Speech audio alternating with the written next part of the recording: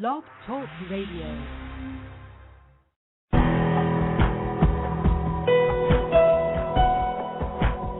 Welcome to our program on Kardec Radio. And now, here's our host, Dr. Vanessa Anceloni. Welcome, dear listener, to Kardec Radio. This morning, the show is about sleeping dreams. Yes, we always sleep and we often remember our dreams. And science tells us much about the importance of sleep, and Spiritism adds more elements to explain that sleep is so important. Allan Kardec, in the Spirit's book, dedicates a whole chapter about it. It's actually chapter 8 of the second part, entitled The Emancipation of the Soul. He talks about in sleep and dreams, and there is a specific comment in which they clarify, sleep partially frees the soul from the body. When humans sleep, they momentarily find themselves in the state which they will be permanently after death. Spirits who quickly free themselves from matter upon death had intelligent dreams during earthly life. This is about intelligent sleep. What is it? It can be truly therapeutic. Such spirits, while their bodies are sleeping, rejoin the company of those who are more evolved. They travel with, converse with, and learn from them. They even work on projects that they find completed upon dying. From these facts, you should once learn not to fear death, because you die daily, as a saint once stated. Well, dear listener, this is a comment from the Enlightened Spirits to Kardec's question 402. There's much more to know. Today we're going to be able to understand more about the Spiritist view on sleep and dreams with the help of Admir Serrano. Admir Serrano is a Spiritist worker in the Spiritist movement in Florida. He has written a book about death, and he has actively been participating in the Spiritist movement in the United States. And we are honored to have his presence here today, as our dear Kirsten DeMello is going to be interviewing him live while we are here at a Spiritist event in Fort Lauderdale. So we'd like to open the program reminding you that on 4th of July, which is going to be a Wednesday at 12 p.m., Kardec Radio is going to dedicate 3 hours of show for its first anniversary. It's going to be all about Allan Kardec. Who was he? About his wife, Amélie Boudet, his legacy, and much, much more. You can join in. Did you know? If you want, you can call us and talk to us about what you think about Kardec. And we'll be happy to hear from you.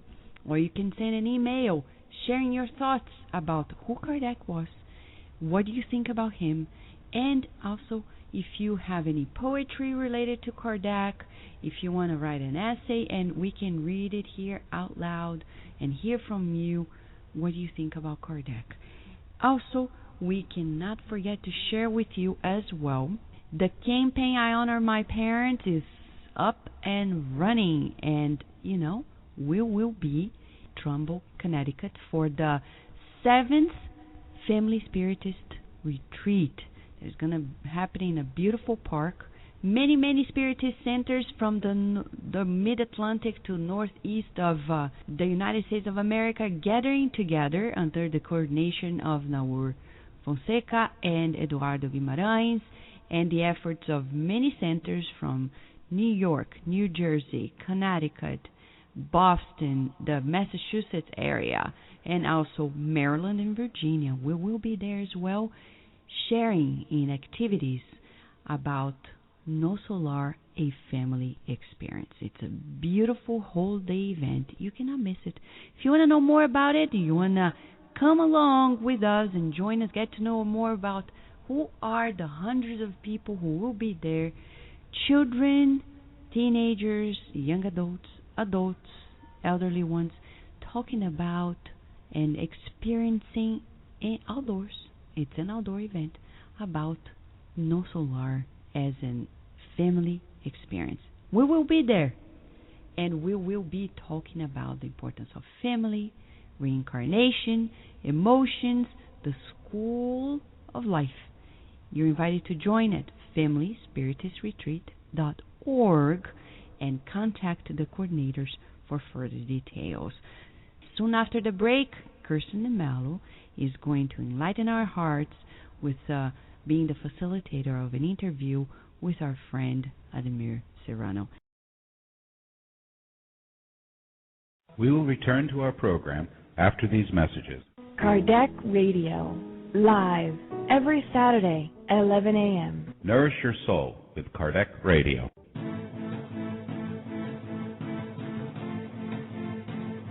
The International Spiritist Council is organizing and promoting the 7th World Spiritist Congress, which will be held in Havana, Cuba on March 23rd through the 25th of 2013. The Congress theme will be Charity and Spiritual Education in Building a World of Peace. 150 years of the Gospel according to Spiritism. For more information, please visit www.7cem.org. Nourish your soul with Kardec Radio. Join us every Thursday live. Evolution in Two Worlds. A journey of the soul through the teachings of the Spirit Doctor, Andrea Luiz. Connect at www.tvcei.com, Channel 2. Nourish your soul with Kardec Radio.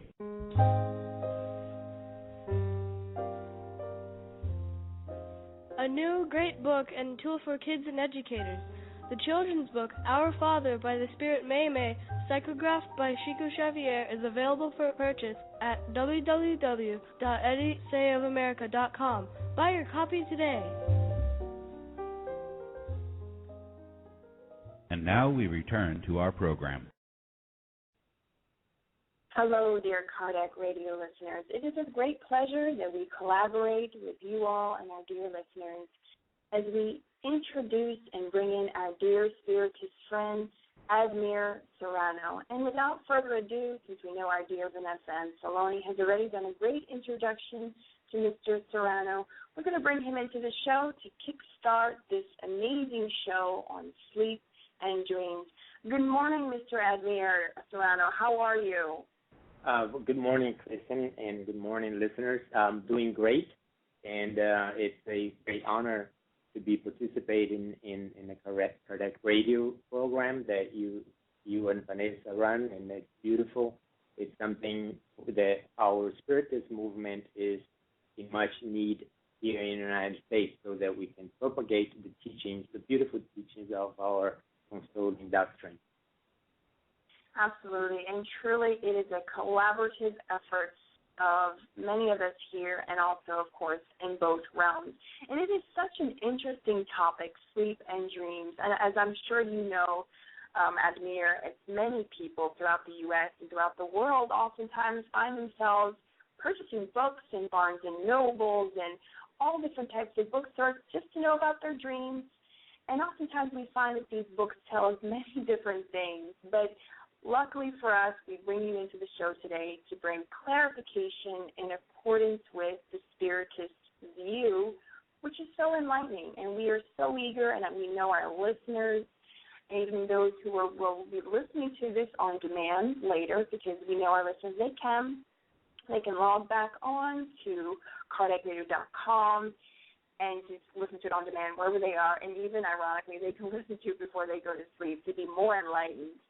And I'm sure there are so many questions that our listeners may have, so we encourage them to log on to our chat room. If you have any questions, go ahead, post it in the chat room. Our dear friends here, Carlos Diaz and Daniel Santos, will be relaying the message, and if we have time, we will surely ask our dear friend Ademir to enlighten us from the Spiritist perspective and to answer your questions or comments. Or if not, you can always email us at Kardec Radio and let us know. We can always pass it along to our dear friend Ademir. Ademir, so many questions to ask, but one thing we want to start off asking from the Spiritist perspective, and a lot of our listeners have asked us this as well, what happens to us when we sleep, according to the Spiritist view? And does the soul rest like the body? And can you bring us an explanation from the Spiritist perspective on that? Yes, and indeed, as you said, dreams are a fascinating subject that has been fascinated the world and civilizations for time immemorial. And we see in every culture, and we see in the Bible all the dreams, and we see that God communicated to the prophets in dreams. And it is, first of all, it is very important that we understand our true reality. And our true reality is not physical. We are not physical beings. We are spiritual beings, and we are having a physical experience. The earth is a time that we spend here for a great purpose, which is to help us evolve. When we incarnate on earth or in another material world, we take on a physical body because we need it in order to interact with things material. But we are like, as a spirit, we are truly a spirit. So we are using this body as an instrument for us to do the work that we came here to do. But we are not enclosed as a spirit. We are not enclosed in this body like the spirits say, like a bird in a cage. And every time that we take a rest, or the body rests, the body sleeps, we as spirit, we are able to leave the physical body. And sometimes we go to spiritual realms, as we understand from our spirit teachings, and also from my own experience. So we are, for a time, and normally when the body rests, that we use this opportunity as a spirit to go back and return for a moment to the spirit world. And sometimes not necessarily to the spirit world. We could have what we call, or Kardec calls, emancipation of the soul, and we can free ourselves and just stay around where we are, in our own bedroom, for instance, without going anywhere, but not necessarily entirely connected to the physical body. Right, which is quite interesting, Admir, when you bring this perspective, like Kardec says. So, according to what you just said, so then what are dreams? Then when you talk about what Kardec said about the emancipation of the soul, so how can dreams be defined? What are dreams in the eyes of Spiritism then? Yeah, and that's, according to Kardec, asked that question, right? Right. What are dreams? And the answer that we got from the spirits is that dreams are remembrances that the spirit, and the spirit always understands that it is us. I am a spirit, you are a spirit, everybody who's listening to us are a spirit, but we are living this physical life for a while. So as a spirit, we, like I mentioned before, we leave the physical body and we interact in the spirit world with spirits and it could even be with other friends, relatives that are, if it's at night, everybody's sleeping, with who are also outside of their body like we are. Now, that is from the spiritist point of view. We have that freedom from the physical body, the organs and the our vital forces, or the vital physical forces are at rest. So we go out and we do those things. We go off traveling, and we do things. We interact, we learn, we meet friends, live friends, dead friends, all that. But also, there's also the things, like the spirits say, things that worry us during the day. So, of course, we are living our physical life things here. We have a lot of things that worry us, and, for whatever reason it is. And many times when we go to bed at night, worried about something, even it has nothing to do with the spirits or spirit world or whatever, we end up really experience in our dreams. Now, what purpose does that serve us, right? Scientists, the sleep and dream science is very advanced here in the United States. Laboratories that study sleep and dreams, and they know, and everybody has a consensus what sleep is. It's a condition that the body is at rest. It is necessary so that we can reestablish the energies that we lose throughout the day. And they also ask the question, what are dreams and what are the purposes of dreams? Right? And there's studies, laboratories all over the world, that nobody can answer that question. So what the best that it came up with is that it's the movement, like neurons that they're interact at night. They're active still. There's electrochemical signals going on in our brain. So they say that it is the brain is secreting. Not even many of them don't even say that it's the mind that is creating those images, and most of the time disconnected. But some of them are very clear, are very precise at what it is. Some of them are even premonitory dreams, things that we find out that's going to happen in the future, and that does indeed happen. So there are many, from the spiritist point of view, those dreams, for instance, are indeed our encounters with either spiritual friends, our spirit guides, relatives that we show us for some reason that we don't exactly understand. And as Spiritism or the spirits also accept and say that obviously not all dreams are related to our nightly excursions, and they're like works of the mind, of our daily activities and things that worry us that are relived for some reason at night. Right, it's very interesting, and the spirits and the spiritual, they even talk about it being sort of part of our quote-unquote imagination. Like you just said, sometimes the many worries we have can mix. And it's true as well what you say. It's quite interesting that science today is still trying to quantify and qualify dreams, right? Because you talk about REM and non-REM sleep, and they say that most of your sleep really, the most restful part of your sleep is during the non-REM sleep, which is very short cycle. But it's interesting because, as you said, science is still yet trying to figure it out. When Kardec in the codification, with the help of the higher spirits, they come and they explain to us what dreams are.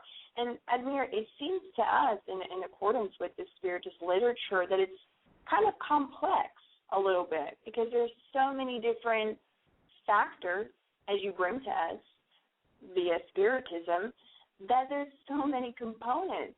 Like you mentioned, it could be stress throughout our day that could be causing some of our dreams.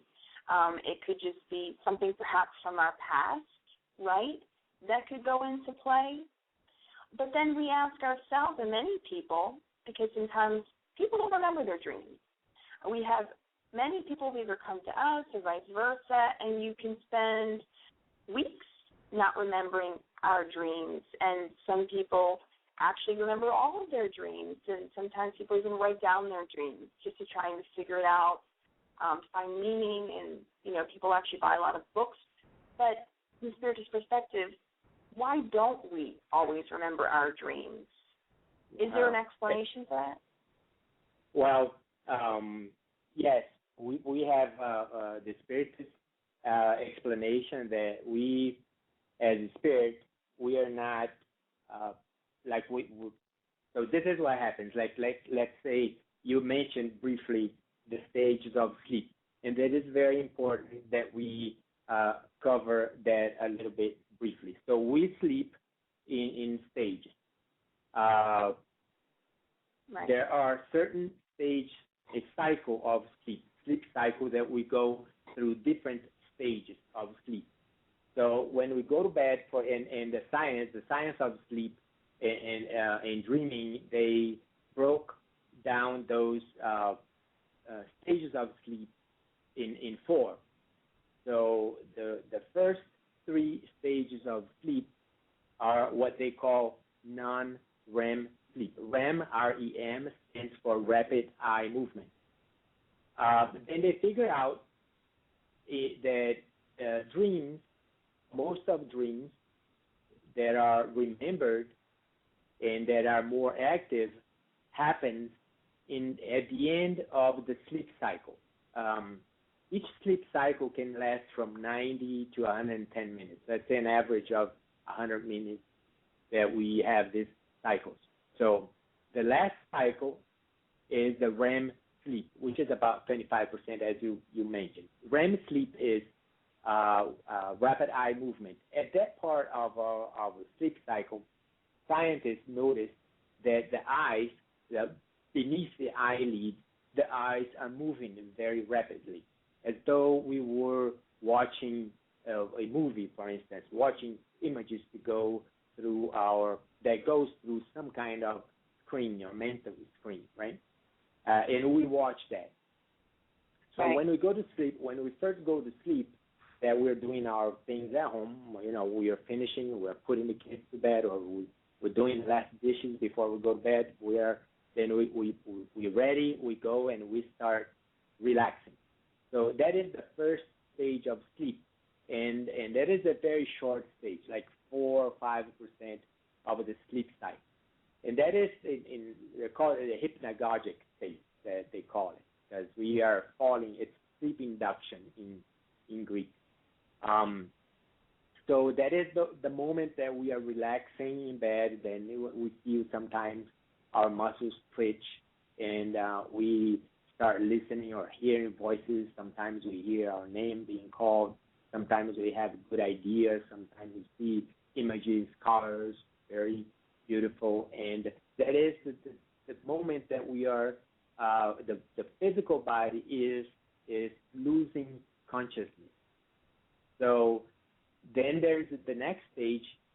That stage does not have any rapid eye movement either, and that is the longest stage that we have in our sleep, about 45 to 50% in that sleep stage that we spend. And that there's some characteristics of that stage is that our breathing gets lower, our heartbeat also slow down, our temperature slows down, and we are almost knocked out cold.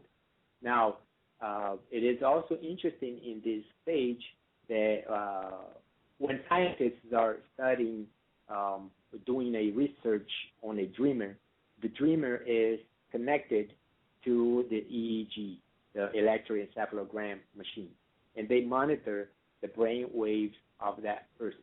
Now, it's interesting that stage 2, there are waves that are anomalous, that we don't normally have it, and what they call K-complex and K-complex and the sleep windows. There are different waves, much different from the normal beta, delta, and theta waves. And at this stage, the person does not have any dreams. Then it goes off to another stage, delta waves, and that is when the sleep is even deeper. Now, what is happening at those moments to the body, besides the temperature lowering, the heartbeat lowering, is that the body is cataleptic. It has no movement. It's like a corpus.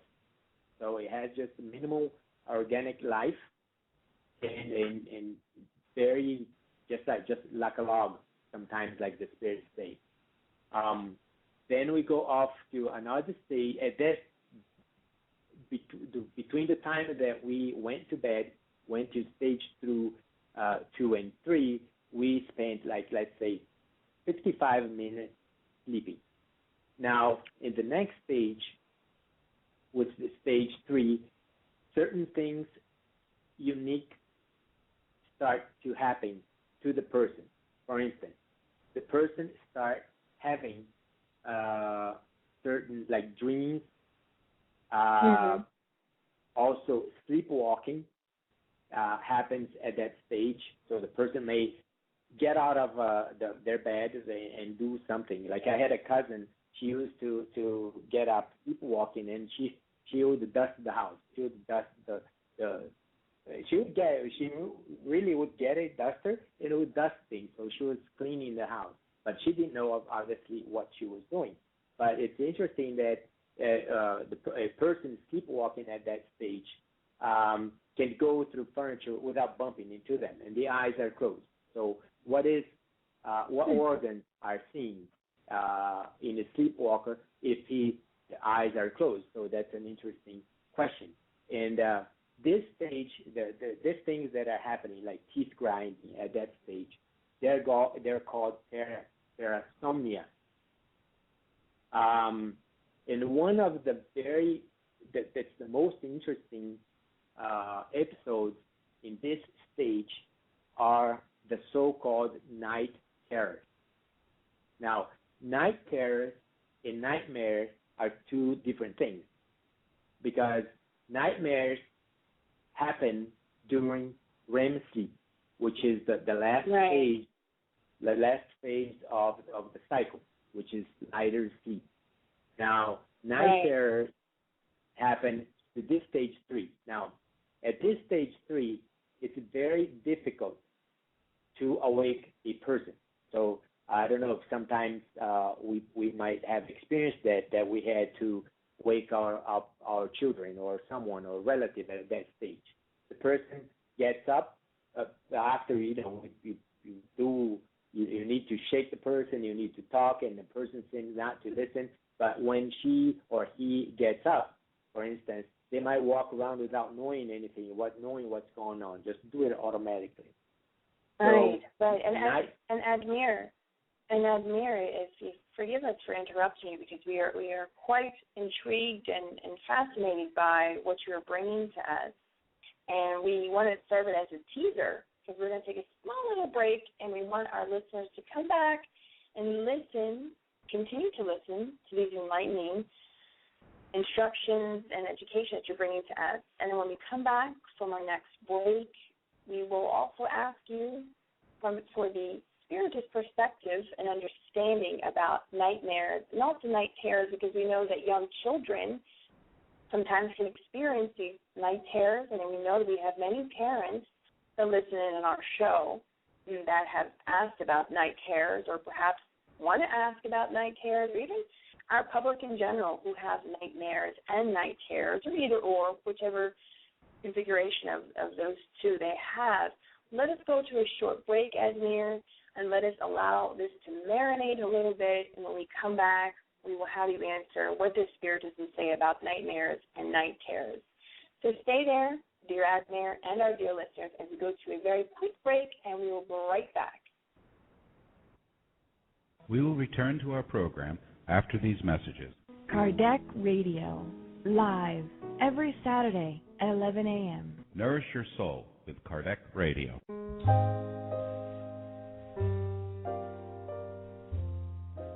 A new great book and tool for kids and educators. The children's book, Our Father by the Spirit May, psychographed by Chico Xavier, is available for purchase at www.edisayofamerica.com. Buy your copy today. Kardec Radio, to learn more about Spiritism. The newest edition of the Medium's book by Allan Kardec is now available. Purchase your copy online or via your ebook reader. Simply go to www.edicofamerica.com today. Nourish your soul with Kardec Radio. Join us every Thursday live. Evolution in Two Worlds. A journey of the soul through the teachings of the Spirit Doctor, Andrea Luiz. Connect at www.tvcei.com, Channel 2. Nourish your soul with Kardec Radio.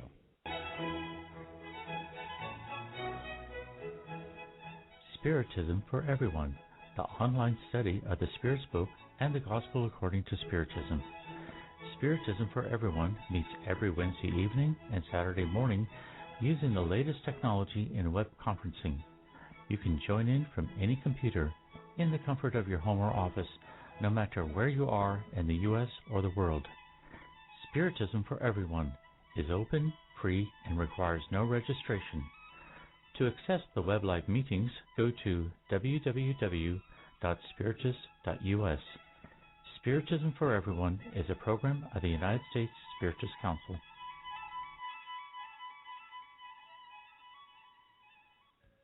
And now we return to our program. Welcome back, dear Kardec Radio listeners, as we continue our interview with our dear Spiritist friend, Admir Serrano.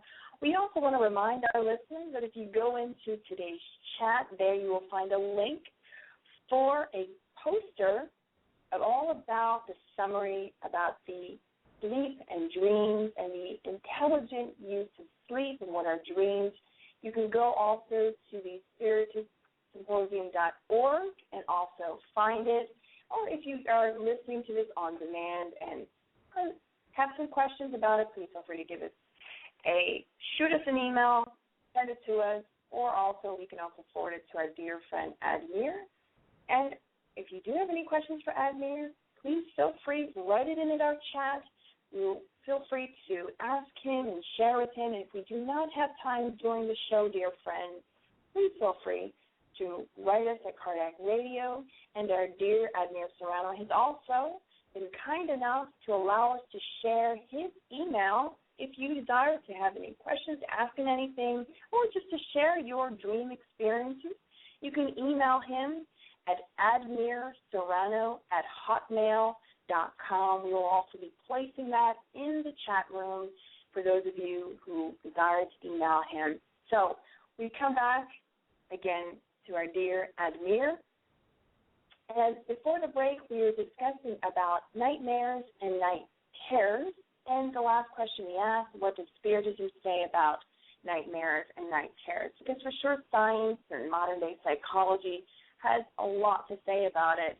But here at Kardec Radio, since we brought our special friend in today, Admir, what can you share with us from the Spiritist perspective about nightmares and night terrors? Yeah, let's start with night terror, because that's the most that's fascinating. That's a fascinating topic, and because we see in the studies of reincarnation that science has studied reincarnation for quite a while. And there's the pioneer of the studies of reincarnation was the late Dr. Ian Stevenson from the University of Virginia. And he, like, if there's a person that could enlighten us on the subject of reincarnation, who dedicated a lot of time, like many years, over 40 years, and he had as his partner in Brazil, Dr. Hernando Guimarães Andrade. So Dr. Stevenson, from late 50s to when he died in 2007, he in the University of Virginia studied reincarnation. So especially in countries that believe in reincarnation, like India, Sri Lanka, Myanmar, and also some North American tribes that believe in reincarnation, and in some other religions and sects, religious sects that believe in reincarnation. There are many children who at an early age start talking about experiences about previous life, who they were in the previous life, and so that. And many of them would tell like the mode of death, how they died. And there are also in the Western world, also there are children who say that, but parents, because we're not that accustomed to the idea of reincarnation, we don't pay too much attention. But in those countries where religions accept the reincarnation, when their children start talking about a possible previous life, they pay attention. And sometimes they, make notes and they write in a journal. And that caught the attention of Dr. Stevenson in the late 50s. And so he had the opportunity to study these children who spontaneously remembered past lives. And the University of Virginia has about 3,000 cases that they've accumulated throughout those years. And the interesting thing is that they tried and they went in those places, spoke to the children sometimes when the children were still young, where they still had the memories, and they tallied all that information, and they verified it. Dr. Stevenson was very meticulous in verifying the information. So he tried all those things that they said about previous lives. First, he tried to rule out every possibility that he could find, like fraud, fantasy, and all that. He only reported the cases that he truly believed that there was no other explanation or other than that person did indeed had a previous life, reincarnated, and brought into this life the memories that they had. And some of the memories were traumatic. And in his studies, he noticed when speaking to the children or speaking to the children's parents, episodes of night terror. And usually the night terror is accompanied, it's different from nightmares. For instance, in night terror is children usually from 2 to 6 years old are the children that have the majority of night terror. Night terror is usually recurrent. Like the kid could have the same nightmare or night terror like 2-3 times a week. I had a brother that had, when he was 2 or 3 years old, he had night terrors, and it's horrible to see. And he had it like every couple of weeks or so. And the person, normally children, they wake up at night screaming. Now they scream like and they cry and they're in panic. But when the parents go and try to soothe, the kid is not responsive. There's no way that you could soothe one of that, a kid like that in an episode of night terror. It's very difficult. It's very difficult to wake him up. And sometimes after a few minutes, and sometimes like 10, 15, or even 20 minutes, when probably the remembrance vanish, the child goes back to sleep and doesn't remember the episode anymore. Some do, some don't. Those who remember, Dr. Stevenson found out, and that they were what they had said, traumas from past lives. So they were, in a way, reliving that. They were able to bring the memories, especially for being traumatic, to the current life. Now, luckily, after 6 years, 7 years old, they stopped having them. With time, they diminish, and then at one point, they stop having them. There are cases that it goes on to teenage years and sometimes even to adult life, but that is not very, very common. Obviously, there are night terrors caused by traumatic experience lived in this life.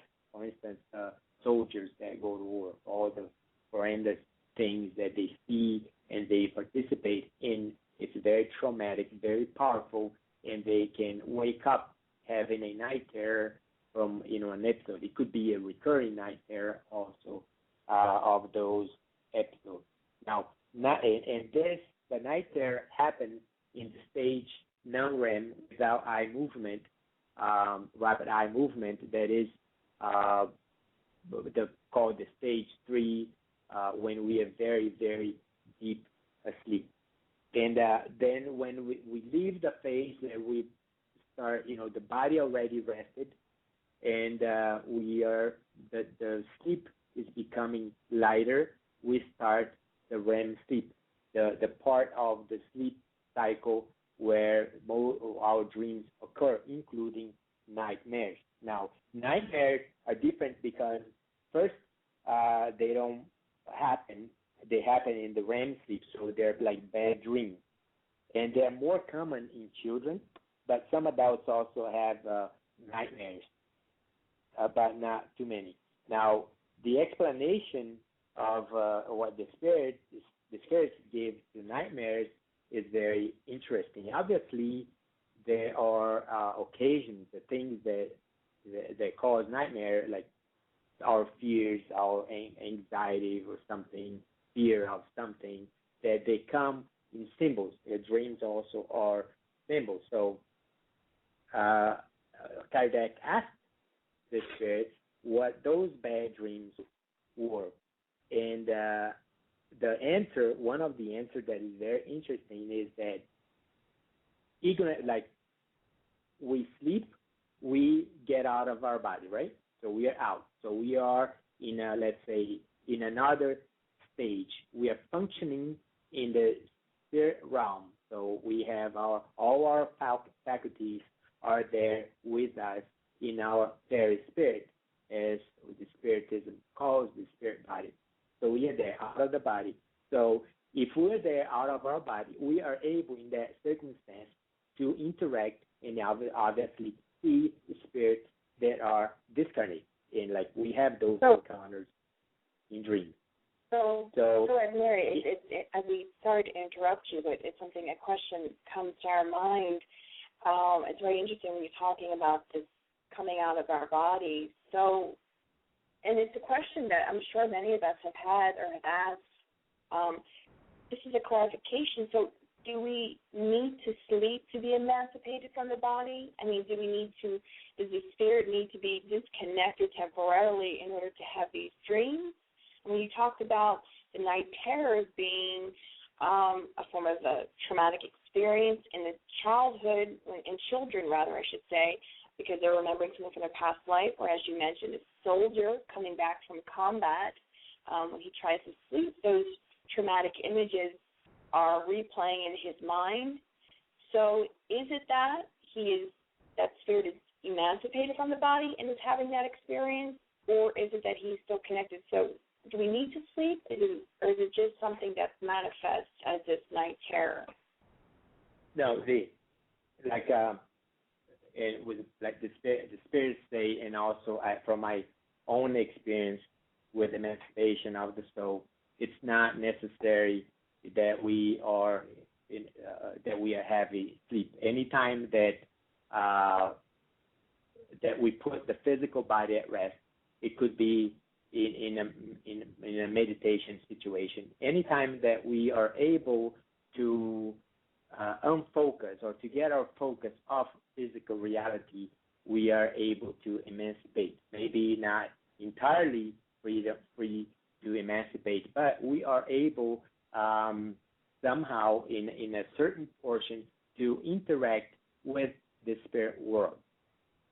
So that as we do that, like as we sleep, like I mentioned, we were talking about nightmares, that we could have this encounter, and the spirits tell us that ignorant spirits also use dreams to torment some of the weak and the fearful souls. And also nightmares, the spirit explanation is that sometimes they are, or very often, actually they don't say sometimes, they say very often, there are memories of places and things that we saw in another existence. So we left the body, we have those encounters. And obviously because our memories, our feelings, sensations, everything, or sensations that are part of the physical body. But our knowledge, our identity, all that we have accumulated, knowledge that we have accumulated, memories that we have accumulated throughout our many, many, many lives, they are stored in the spiritual portion of us. Now, the brain is like a encoder and decoder instrument that we use to bring those knowledge, images, memories that are stored in a spiritual portion, and we use that in our physical lives. Like the brain is like a TV set, for instance. the images that we see, the movies that we see, the programs, they are not in the TV set. They use the TV set to encode those images that are everywhere, so that and they decode it and project it on the screen for us to be able to see. But there is nothing on the TV. It's just an instrument. So our brain is the same thing. Our mind, our consciousness is not a byproduct of the brain. It's an independent entity, immaterial, immortal, that is independent from the body. So as we sleep or as we come back in the REM sleep, for instance, what's happening is that we are projecting those images that we have stored in our spiritual portion to conscious awareness. Right. And it's really interesting you bring this the idea the brain be the encoder, and we also reflect with the term as the brain serving as a filter. And along those lines of thought, how can we or how should we think of the many meanings attributed to dreams? We know that some books say this and that, and we know as spiritists there's so much more, behind the scenes. You talk about past lives and what happens in our day-to-day and how that affects our dreams. Is there a way we can decode for ourselves when we wake up in the morning and remember our dreams and we're dreaming about something strange or we can't quite understand it? Is that a part of the decoding process that our brain is not able to really recognize?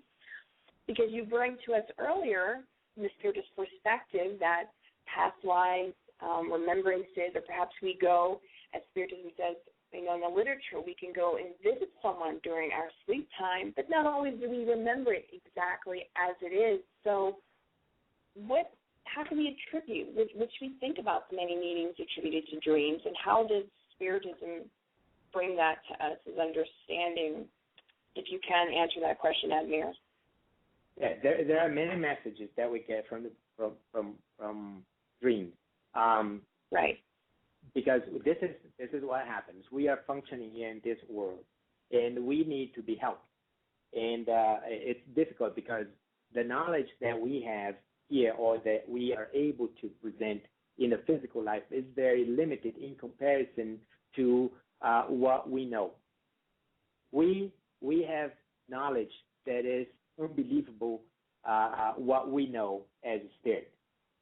So when we go back, for instance, when we free ourselves entirely from the physical body after death, especially, we will be able to see if we're in a good spiritual and moral condition. We will be able to tap all those knowledge that we have accumulated through many lives that we have lived. But here we are very limited because of the impairment of the physical heavy coarse matter that composes our brain and our body. So we need to function the best we can here during our waking life. So many times, like when we are often dreaming, for instance, we have those like bizarre dreams. Sometimes we have a dream that is a message. So we could indeed use those dreams to help us in our waking life. Many of our dreams are, for instance, guidance that we receive from our spirit guardians, friends, and so forth. Now, we have 4 or 5 dreams a night.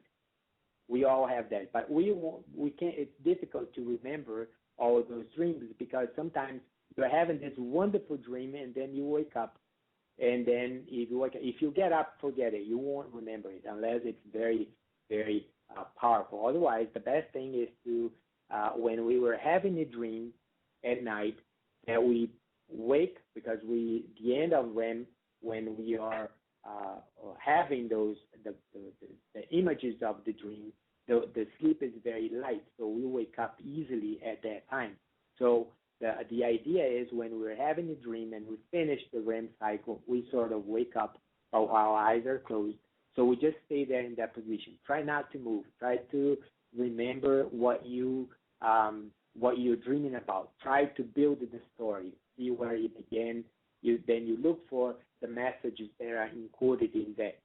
Now, once you have all those that's more vivid, that you know that you memorize that if you're going to wake up or get up, that you won't forget it. So you can get up and you can write. You can leave a notepad by your bedside and write the dream and write some messages. And many times in our dreams, so that's your there are suggestion messages. also for our listeners. Have a notepad beside our bed. So when we wake up in the morning, we should write down our dream right away.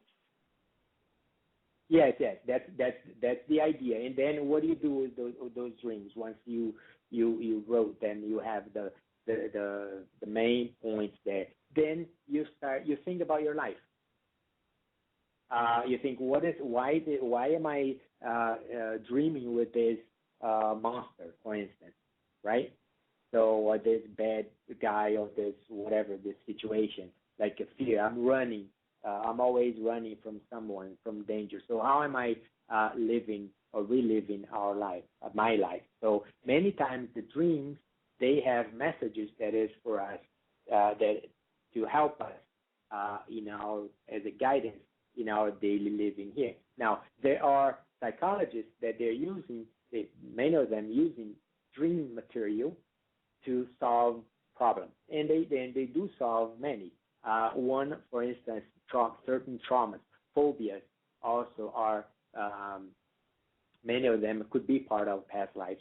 But some psychologists are using dreams and dream material to show the person what it is that she's doing. And then when they talk, they'll see relation between what the dream, the messages that the dream are giving the person.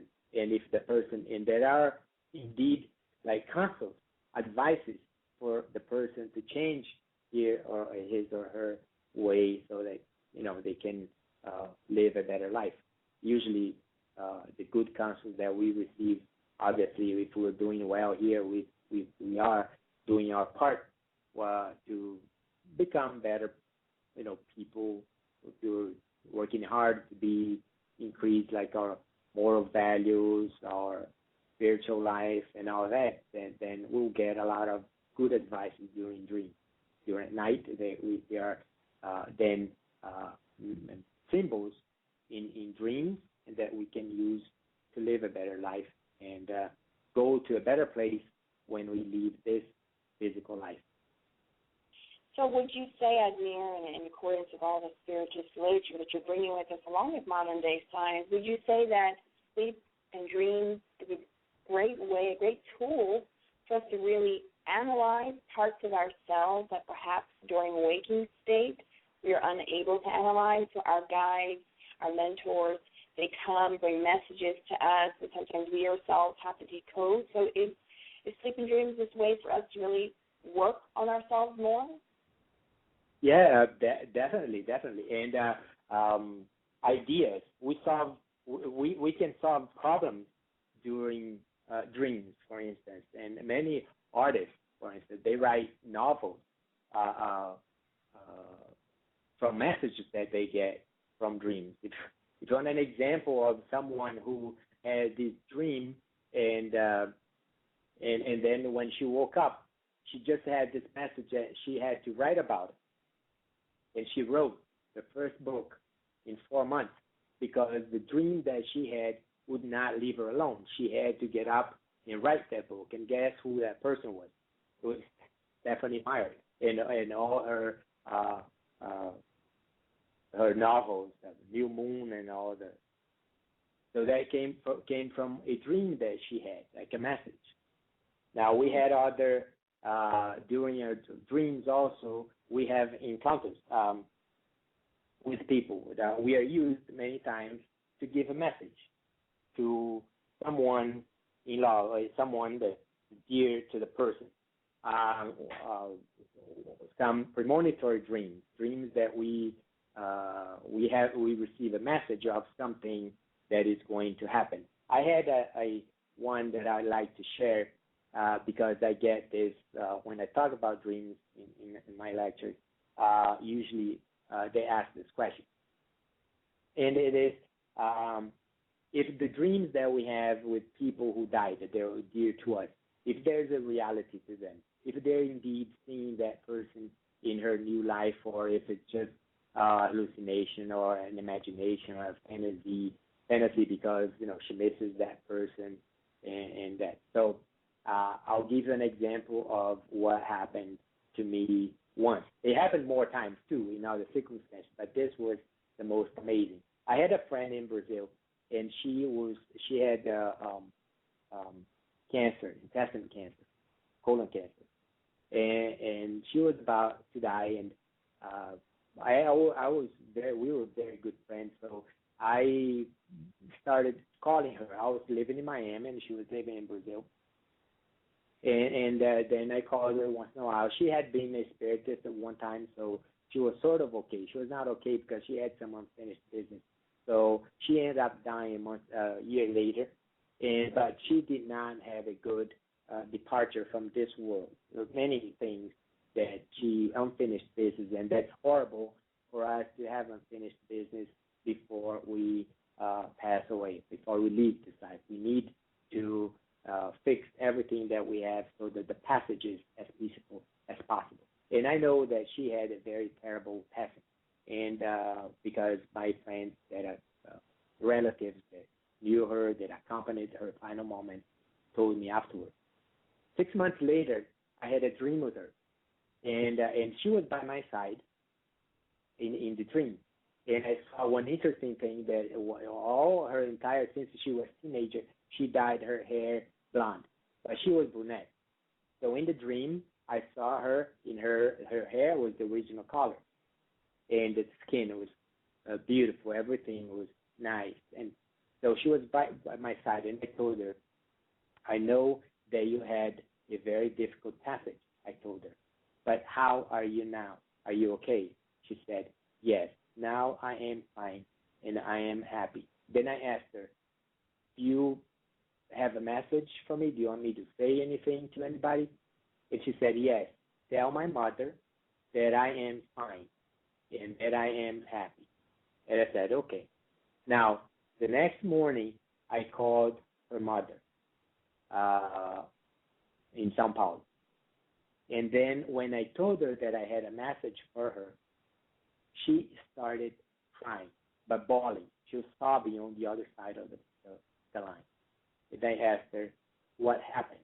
She said, last night, before I went to bed, I asked God, I prayed to God to give me a message about my daughter. And I told her, well, the message has been given. And then she said, but there's one thing that I don't understand. Why didn't she show up to me? Why did she go so far to give me the message? I said, well, we had a connection at those moments, and probably because I understood her situation. But the important thing is that the message is given. So, and there are many. This is a sign, for instance, of a message that I have no doubt, because of the clearness. There are certain ways that we can notice when we are indeed emancipated from the soul, from the body, and one of them is the clearness of our thoughts. There are certain characteristics when we are more liberated of the physical body, and that was one of them. So I have no doubt that I was with her, and then she gave me the message, and I conveyed the message just as the mother asked. And when the love of a mother is great, and she needed to receive that message, and that God finds a way to respond to our prayers and things that we need to know in order to make our life a little bit better. Exactly. You bring something very important, is that what Spiritism brings to us. We see that God is so graceful and so kind that he allows us to have these types of dreams to comfort and console us. And let us take a short break as we allow these thoughts to marinate a little bit more, so we know how consoling the Spiritist teachings are when we learn that God is merciful. We are not just left alone, because as you mentioned, as parents, when we lose our children, or just when we lose a loved one, we have these opportunities of meeting on the other side. So let us think about that. When we come back from our short break, we will discuss this more with Admir, bringing the Spiritist perspective. So stay there, dear listeners. We will bring back our dear Admir after these messages. We will return to our program after these messages. Hi, this is Nara Venditi with Succeed in America by Packaging Your Brilliance, helping immigrant and foreign-born professionals succeed in the workplace. Our topic today, self-presentation. What is self-presentation or self-introduction? It is describing yourself to the others in a few words. At any meeting, event, or gathering, you are presented with numerous opportunities to meet people who can help you with your job hunting or just to meet new friends. Therefore, it's important to be able to connect with them. The connection process begins with a self-presentation, in which you introduce yourself to your contacts. Now, in your introduction, you should state your name clearly and provide your listener with a concise, succinct, or short statement of relevant information about you. For example, my name is Nara Venditi. I'm an author, career coach, and presenter. I help individuals become more effective in looking for a job, advancing in the workplace, or communicating. According to an American expert in socializing, Susan Royan, what you say specifically about yourself should be tailored to the situation and the nature of the gathering you are attending. If you are attending a professional association meeting, you would state that what job do you do, or what you are educated to do. On the other hand, if you're attending a birthday party, your profession is not as important as your relationship with the host, unless you are specifically asked this question. In this situation, it's more likely to use another introduction, which would be more appropriate. Hi, my name is Janet. I'm Ellen's sister-in-law. Whether you are introducing yourself professionally or socially, always keep your introductions short, upbeat, and relevant. In job searching, it's a good idea to develop and rehearse two variations of your self-presentation. A professional one to be used in the interview and another for social occasions when you are networking. Here are a few more examples of introduction I might use for myself in a business-related environment.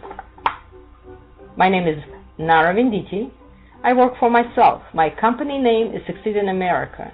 I'm an author, educator, and speaker. I do seminars and speak at the events. I help individuals and organizations with such issues as communication in the workplace, customer service, cultural understanding, employability, and workplace-based English language skills. I'm an author. I wrote 2 books, one on how to get a job in the United States and another on American business English. Of course, I wouldn't use all of these introductions all at once. In most situations, I would use only 1 or 2 parts of this self-presentation, depending on the event and whom I'm talking to. So what I suggest you do, sit down and think, how would you present yourself in different business and social situations?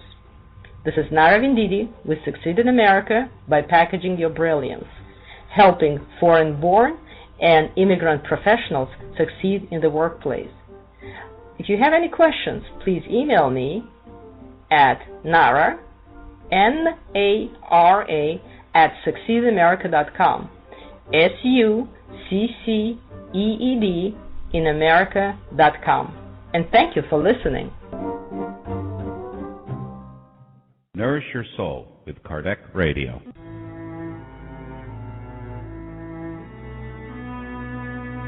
For the first time ever, the book Between Heaven and Earth by the spirit André Luiz, psychographed by Chico Xavier, is now in English. This is a novel that offers information about the relationship that exists in the activities of the spirit on the 2 planes of life. Purchase your copy today at www.edysayofamerica.com. Nourish Your Soul with Kardec Radio. Now in English, the book Action and Reaction by the Spirit Andrea Louise, psychographed by Chico Xavier. Buy your copy online or via your ebook reader. Go to www.ediceiofamerica.com today.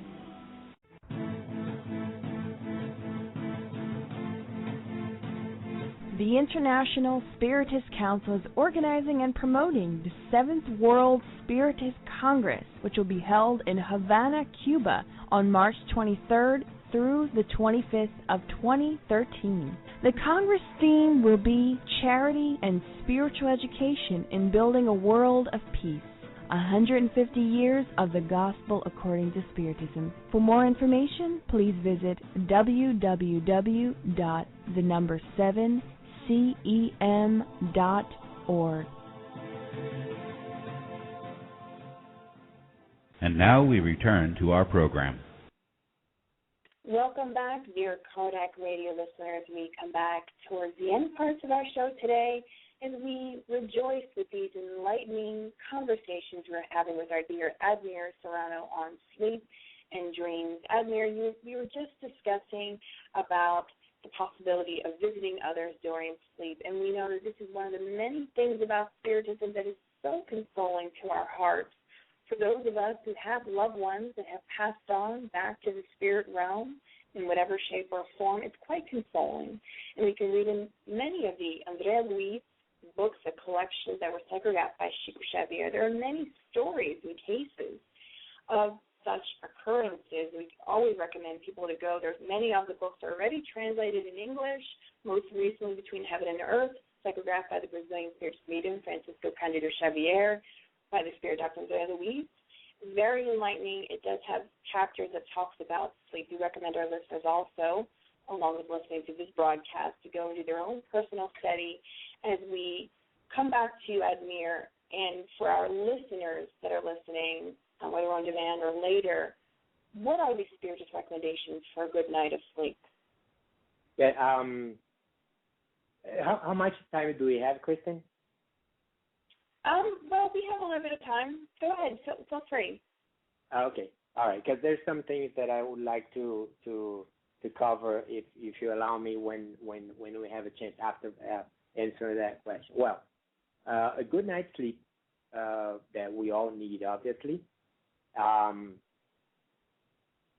We have to go to bed in as much peace as possible.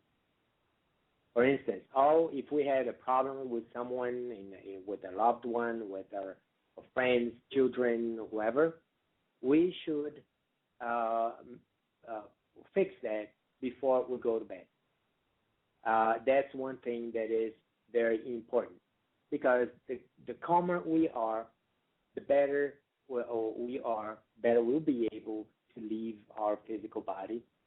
Because there won't be all those worries. And once we leave with the feelings that are nice, light feelings, we'll be able to interact more with the spirits, with the energies that are positive.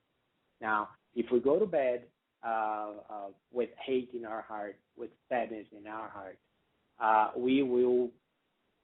The night is not going to be that pleasant. Although we could obviously receive help from our spirit friends. So the best way to do is to go to bed as peaceful as possible, and as always, obviously, say a prayer, and that is very important. And if we have to make amends with someone that we didn't do verbally during the day, then we can do it mentally, because there will be connections at night, including we could ask our spirit guides to take us to that person so that we could meet her out of our bodies and make our amendment. That is one thing that is very important. Now, I think it's because there are things that happen during a night's sleep.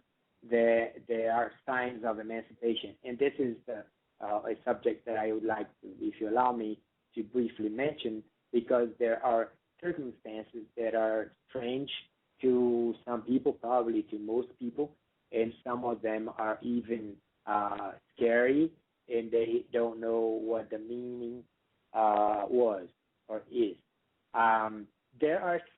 We'll start talking about dreams, but actually what we're talking about, the subject of Chapter 8, as Dr. Vanessa Ancelon said, of the Spirit's book, is emancipation of the soul. So emancipation of the soul is, in the case, if you're sleeping, we are sleeping, it's the partial detachment of us as spirit from the physical body. And there are certain signs that accompany either when we're leaving the body or when we're coming back. Like if you want to know if it was just a dream or if it was a emancipation, if you were indeed out of your body. So one of the signs is lucidity. For instance, when you have those dreams, and there are some with a loved one that departed, that you say, I was with that person. It was too real to be a dream, because I know that I was with that person. I felt the warmth. I felt the smell of the perfume. I even felt his heart beating. So lucidity is a sign that we are away from the body because we are not being as much hindered by our physical organs. So we are lucid. The clarity of the surroundings. Sometimes you see yourself in this beautiful place. You look at the sky. It's a blue, radiant blue that you've never seen such a thing. When you look at a flower, you've never seen such a color. And sometimes, hear to music, like heavenly music. And you're sleeping in your bed. The body is sleeping there. So that is a sign that you're out of the body. Now, there are some of them that are more pronounced signs that you're out of the body. One of them is called catalepsy or sleep paralysis. Most of the night when we sleep, our body is cataleptic. Cataleptic is almost dead. So there's only organic life in the body is rigid. So that is a sign, catalepsy. Why is the body cataleptic? Because we as a spirit, when we are entirely in the body, we give it vital energy. It is our spiritual energy that makes, for instance, our body walk. Obviously, it's being helped while in our waking life by our motor neurons and all that. But once we leave the body at night as a spirit, the body is cataleptic. There's no, it's almost like dead. And but we don't notice that during the time because we're out. But we may notice it when we're coming back. And the way we notice that is that sometimes we are close to the body as a spirit. We are not entirely there. OBE lingo, they call it coincide. So we're not, our perispirit is not entirely coincided with the physical body. So what happens?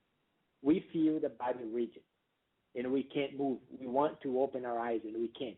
We want to move, we don't. It's like we are in a cast.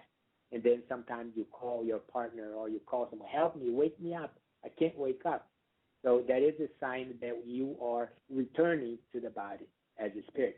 You can also feel, if you, for those listeners who are familiar with out-of-body experiences, who can get out of their body consciously, they can feel the catalepsy forming as we as a spirit start coming out of the body, and usually it starts at the feet. Starts from the toes, and it starts going up, and because you are withdrawing the spirit's energy from your body, and that is what happens, for instance, when we die.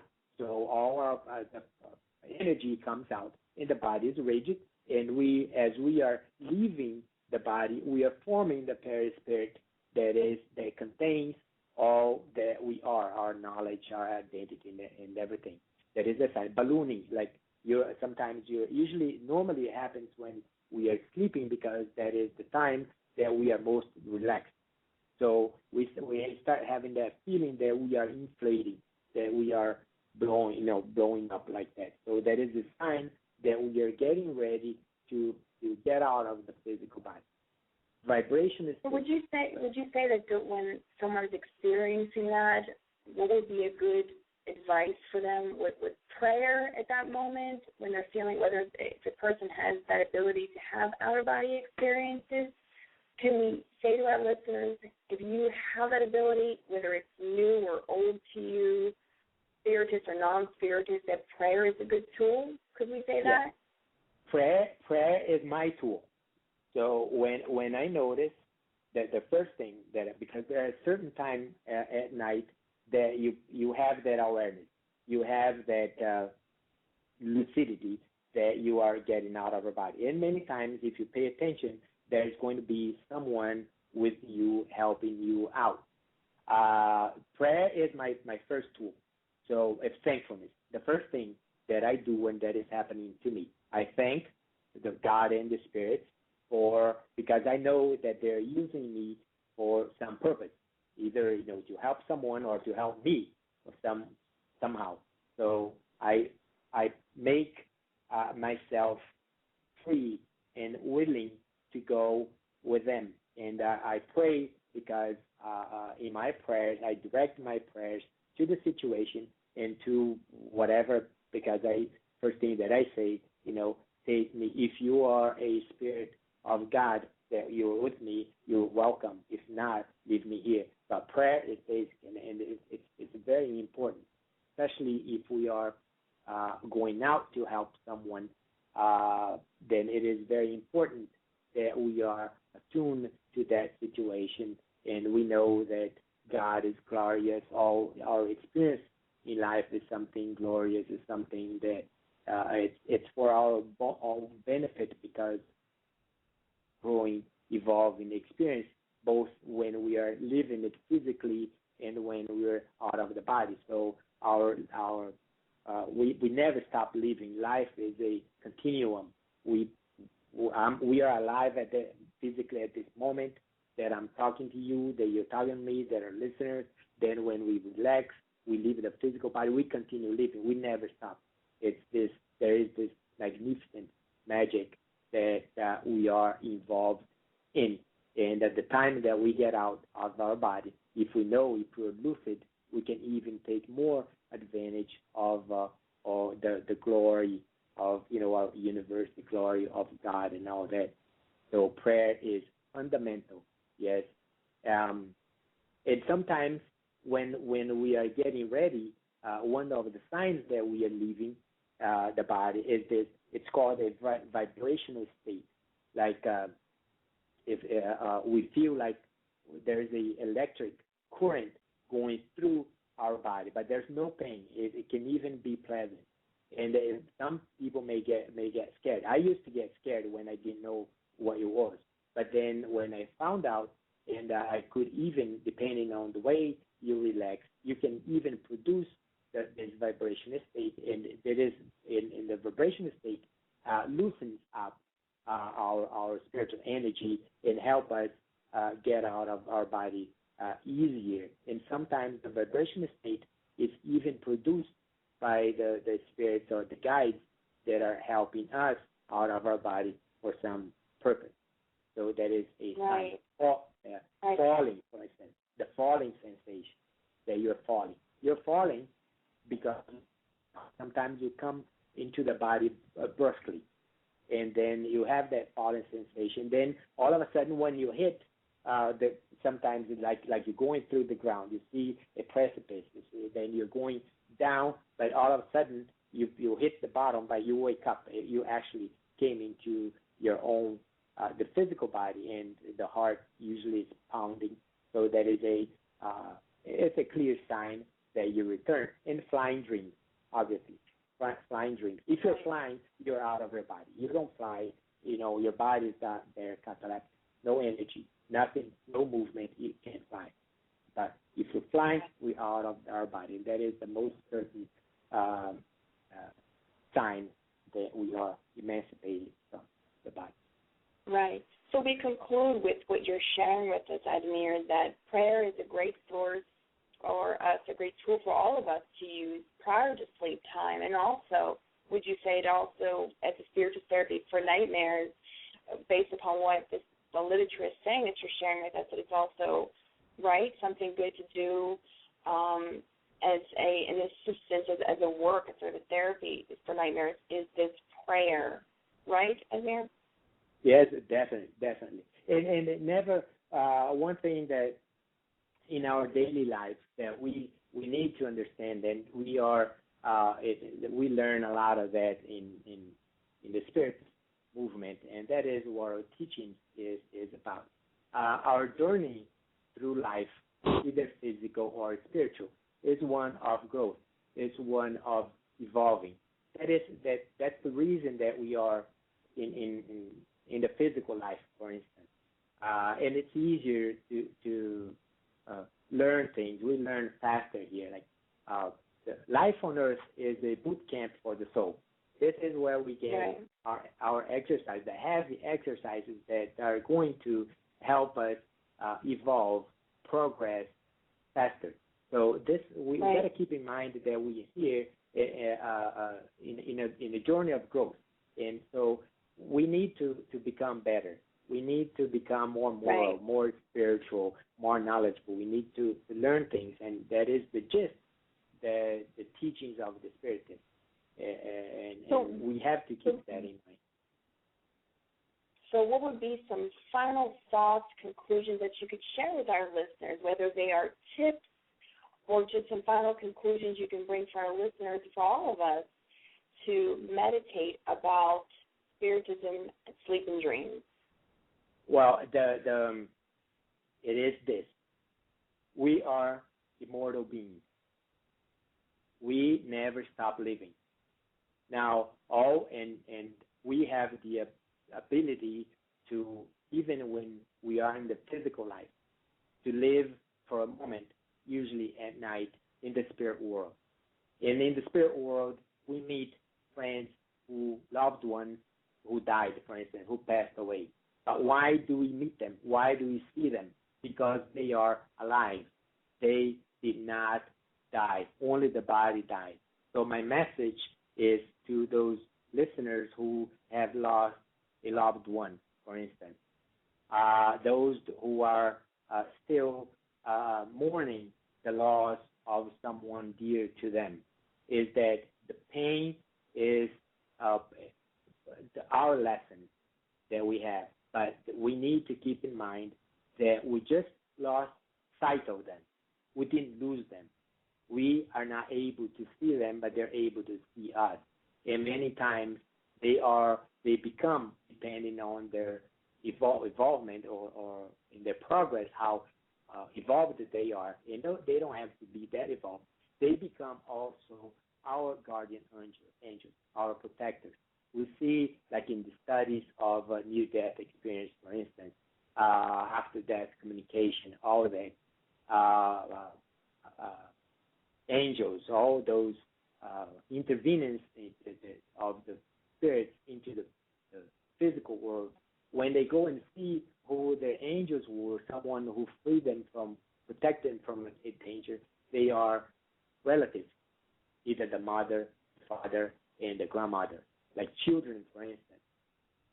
In near death, when people are approaching death, either children or adults, and I had the opportunity to work with people who were dying, and I had the opportunity to observe, see what they were seeing, and they're there. And we learned that in the Spiritism as well, that we don't live alone. We are always protected. It normally is by the loved ones, because we are a big spiritual family. And we, like when we are here, we take care of our children, our grandchildren, and when we pass, or when we leave the physical body and we go off to the spirit world, we'll keep watching over them, because they're part of us. They're part of our family. So it is very sad to lose someone, especially when it's dear to us. To lose your child, it's very painful. But the consolation that we have, not only from Spiritism, but from science. Science is very advanced in studying things that we learn from Spiritism, that they are all alive, and that at the end, we're going to meet again. Absolutely. So we want to also remind our listeners that if they want to email you, Mr. Admir Serrano. They can email you their dream experiences, and he's already allowed us to share his personal email. Let us spell it out for you. It's Admir Serrano, and that's ADMIRSERRANO @hotmail.com. And we give great thanks to our dear friend Admir Serrano. It's quite enlightening for sure. We will, in a later time, bring you back to discuss more about such topics and many others. But, dear listeners, if you have any experiences, dream experiences, we ask you to email Admir for his request if you'd like, and be inspired also. Admir, thank you so much for joining us here at Kardec Radio. We really enjoyed your presence with us here today. We are so grateful. It was a great pleasure, too. Thank you. Thank you, listeners. And thank you for the great work that you all are doing on your Kardec Radio to disseminate the Spiritism not only in America but throughout the world. Keep up the good work. Thank you so much, Admir, and God bless you. God bless you, too. All right.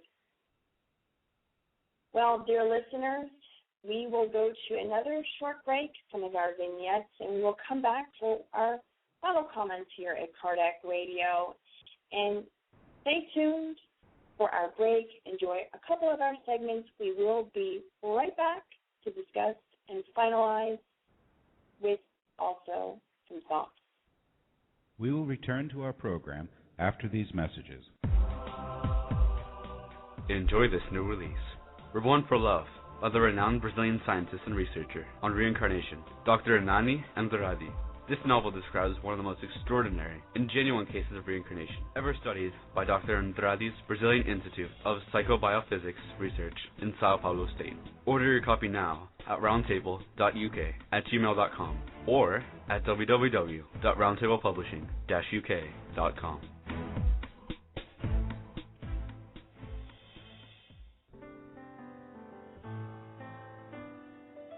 Spiritist Network, your gateway to on-demand Spiritist videos. www.spiritistnetwork.com. Spread the word. Kardec Radio, to learn more about Spiritism. Want to find a good way to explain life after physical death to kids or teenagers?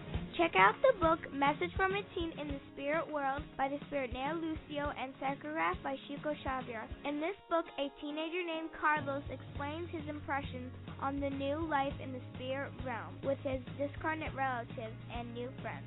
Purchase your copy online at www.ssbaltimore.org.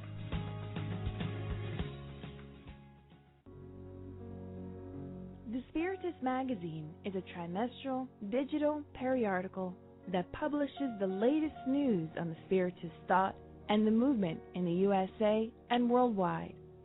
Subscribe now at www.spiritistmagazine.com.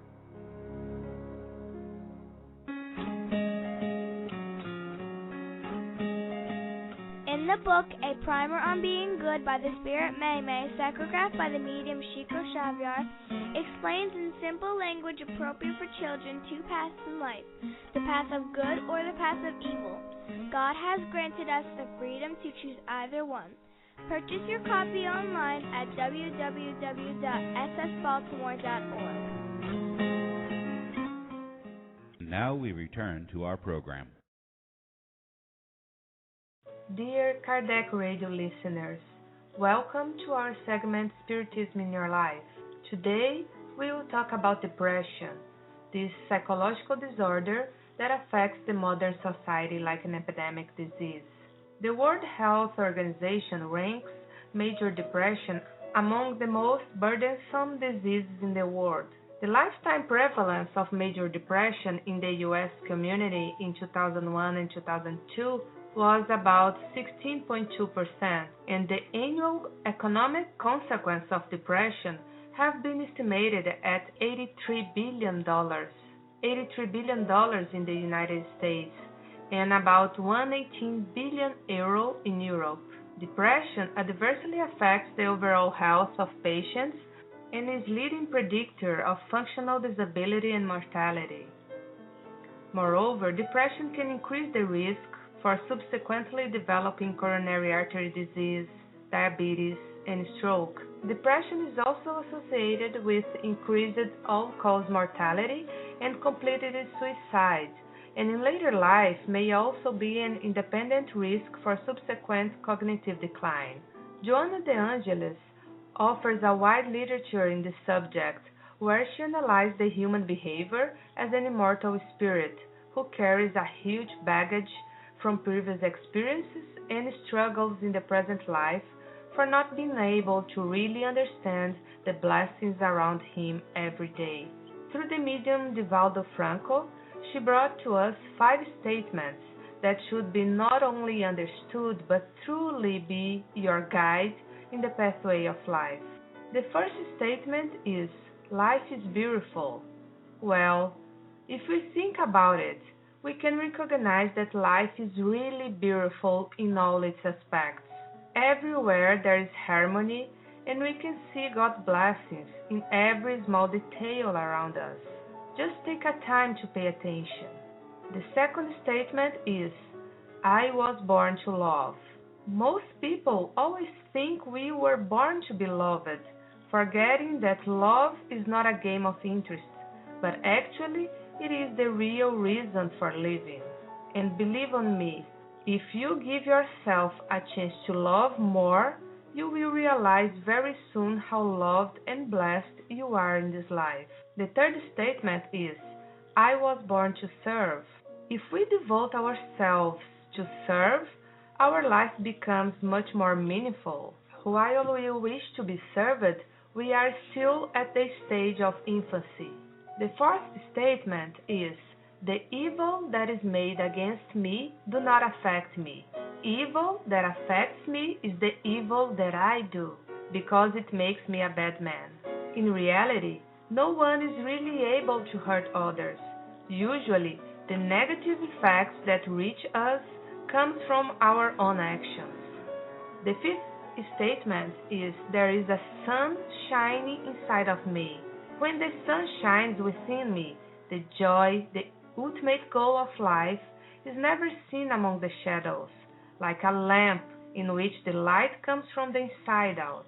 If someone carries a lamp, although it can also radiate its light shade, its brightness is inside, like an inner sun. Therefore, the light is everywhere. There is always a joy, there is life, there is no depression. I know that sometimes it's hard, because fear, anxiety, loneliness, disaffection can awaken you and make yourself vulnerable. In this case, the prayer can be a valuable preventive psychotherapy. Additionally, remember to do good, because through charity you can strengthen yourself and get resistance to overcome the obstacles of life. Look around you, and I have no doubt that you have more reasons to be thankful than to cry. Gratitude is an essential condition to be happy. And remember, in difficult periods, the gratitude is a necessity, not only in relation to what you receive, but in relation to all possibilities you have to volunteer, participating in the spectacle of life in society as an active member and not as a harmful parasite. Dear listener, Joanna de Angelis is a master in teaching us the joy of life and the blessed gift that God offers to us every day. I invite you to allow yourself to feel these blessings and let the light illuminate the darkness that you created. God bless you. We will return to our program after these messages. Would you like to liberate yourself from your life struggles or to find inner balance? The Inner Journey CD has 3 beautiful visualizations that will help you bring harmony to your life. As Joanna de Angelis tells us to, live in a way that you leave enlightening footprints in your pathway as if they were stars pointing out the pathway to happiness. To find this CD, go to the bookstore on the Spiritist Society of Baltimore webpage. www.ssbaltimore.org. That is www.ssbaltimore.org, and start your inner journey today. Nourish Your Soul with Kardec Radio.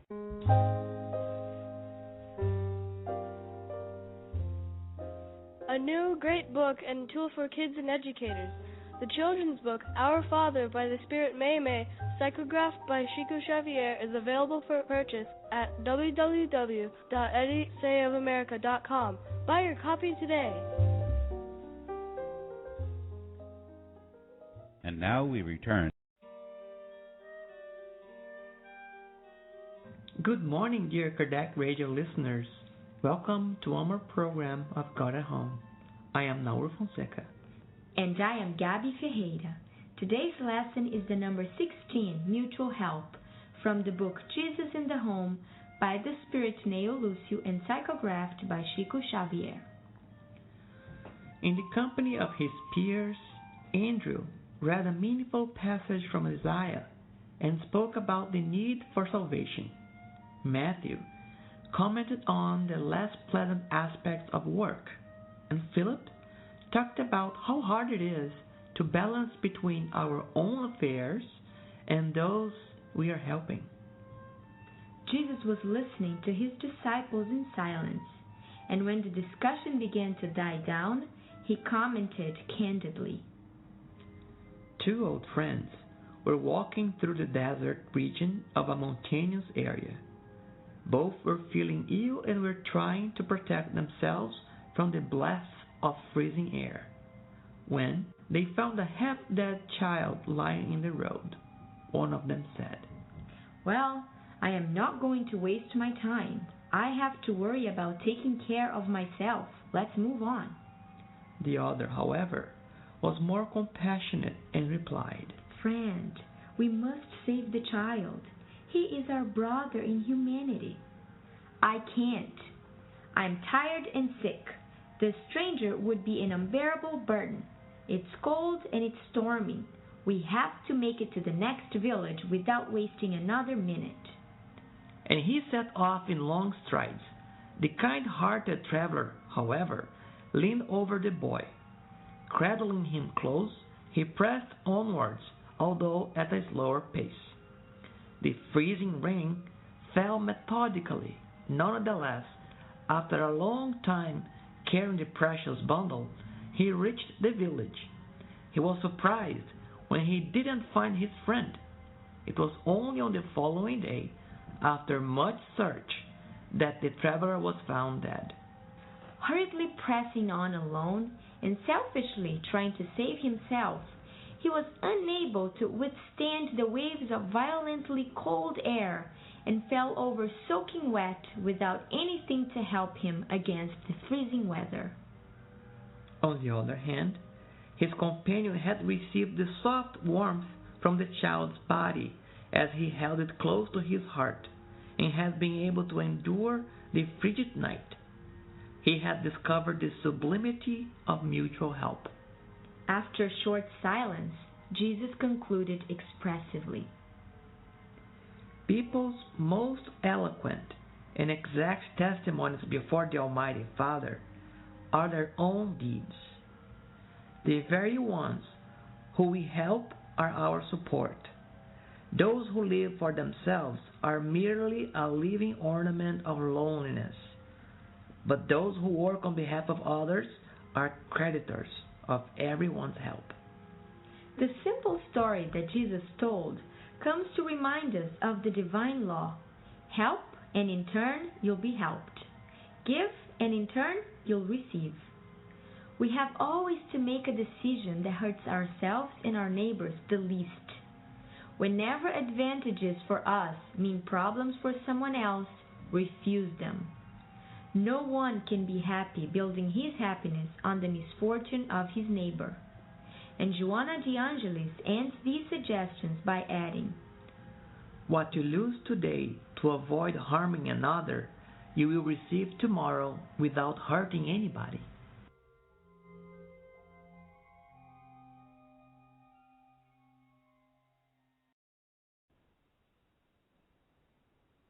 And welcome back, dear Kardec Radio listeners, as we come toward the end of our show today about sleep and dreams from the Spiritist perspective.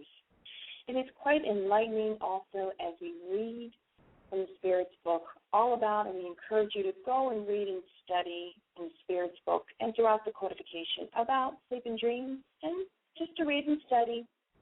Let us also remind you as well, as we remind ourselves, dear listeners, next week's show is just as enlightening. At 11 a.m. June 23rd, we will have our dear Vanessa Anzalone interviewing Michael Tim, the author of the book Transcending the Titanic and author of several books and other articles. He's a longtime journalist whose articles have appeared in more than 40 publications. We encourage you to log in, take a listen to the show next week. As we are winding down on today's show about sleep and dreams, we are remembering the words of the good noble spirits in the codification and the gospel, remembering us the importance of prayer before we sleep, and also during the day to refocus our minds. And more particular, in the Gospel According to Spiritism, chapter 12, item 8, there is an excerpt we wish to read to you, and it is the following. The spirits say, "Focus your gaze on the future ahead. The more you lift yourselves above the material life through thought, the less you will be disheartened by the things of the earth." Wow, dear listeners, what consoling words for us, no matter where we find ourselves in the world at this time. How do we lift ourselves up? Through thought, through prayer. Allow us to read item 38 in the Gospel According to Spiritism. In the back of the book is all about prayers, and this is the prayer to be said at the time of sleep. And it goes like this. Sleep is the repose of the body, but the spirit does not need repose. While the senses are numb, the soul partially frees itself from matter and enjoys its faculties as a spirit. Sleep was given to human beings to restore their organic and mental energy. While the body recovers the energy it spent during the waking state, the spirit renews itself among other spirits. It takes in what it sees and hears, and in the counsel that is given, it takes the idea that, upon awakening, come to it in the form of intuitions. Sleep is the temporary return of the exile to its true homeland. It is the prisoner momentarily given back its freedom. However, as happens with the wicked prisoner, the spirit does not always take advantage of this moment of freedom for its advancement. If it harbors evil instinct, then instead of seeking the company of good spirits, it goes looking for its equals and visits places where it can give free rein to its inclinations. May those who are aware of this truth lift their thought at the moment when they feel sleep approaching, when they feel sleep approaching. May they appeal to the counsels of good spirits and those whose memory is dear to them, so that they may go to meet them during the short time that is granted, and upon waking, they feel stronger against evil and more courageous against adversity. So let us now pray the prayer that is item 39. Prayer. My soul now goes to be with other spirits for a moment. May good spirits come to help me with their counsels. My guardian angels, enable me to retain upon awakening a lasting and healthy impression of them. So, dear listeners, these are the consoling, empowering words that are shared with us in the Gospel According to Spiritism. Let us utilize this prayer and any basic prayer, because prayer does not need to follow any specific format. But let us utilize the blessing of sleep time and the blessing of our dreams as a form of a therapy for us, however big or small our problems may be. So, dear listeners, we urge you to listen in next week's show, Be Enlightening, and share with others today's show by letting them know that they can log online to our on-demand section. And as always, dear friends, we wish you many blessings, and God bless you. Thank you for listening to Kardec Radio, broadcasting live every Saturday morning at 11 a.m. Eastern Standard Time. Email us and share your comments at www.kardecradio.com. Until next time, we wish you many blessings.